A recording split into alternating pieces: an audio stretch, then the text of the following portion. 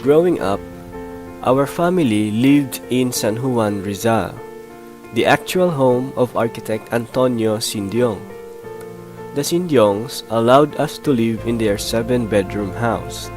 The street besides where I lived is called J. Arellano Street, just across the mini park built by Joseph Estrada, where a remnant masterpiece by a well-known Filipino architect, Juan Arellano, can be seen. San Juan City has a huge contribution to the growth of postmodern architecture in the Philippines.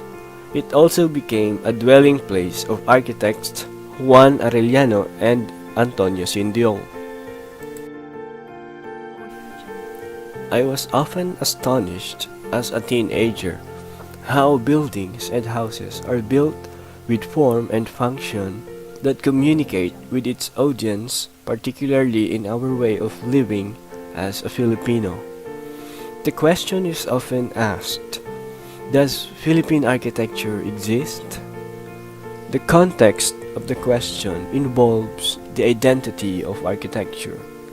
By its definition, architecture is the art of practice of designing and building structures, and especially habitable ones. It conveys an approach as a solution for living space that will cater to the needs of every human.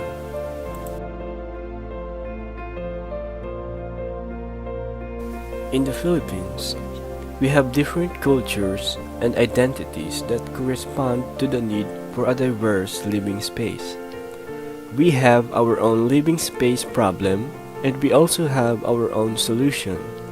Therefore, Philippine architecture really exists. Why Philippine architecture is unique?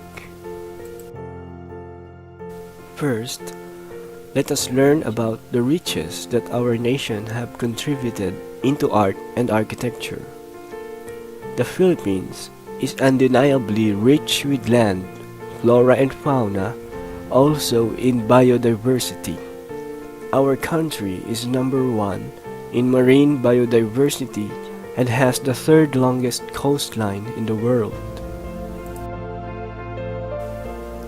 We also have different textiles, weave patterns, and tribal dances. There are also many cultures and practices in our country, inspiring the flamboyant, colorful, and lively fiesta attitude which can be witnessed in many local towns. Philippine architecture is creatively adapting the rich Filipino culture and biodiversity, interpreting this into design, planning, and architecture. By involving the unique context and geography of its environment, we are able to produce tropical Filipino-inspired designs. The trend in Philippine architecture today is mostly on the Japanese Zen. Designers and architects adapt the simplistic and linear touch of Zen Buddhism.